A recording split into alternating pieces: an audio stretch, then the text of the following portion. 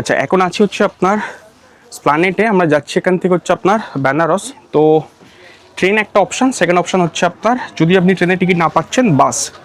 Right now হচ্ছে বেশ কয়েকটি বাস রয়েছে, বেশি বাস নেই, অল্প রয়েছে। পরিচিত নাম হচ্ছে লোকনাথ ট্রাভেলস।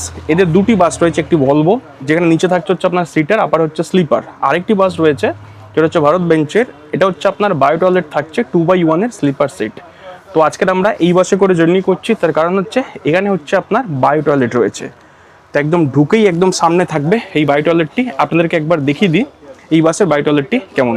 আপনি এন্ট্রি করার আগে এইখানে থাকবে হচ্ছে এদের বায়ো টয়লেটটি। এই হচ্ছে এনাদের বায়ো টয়লেট।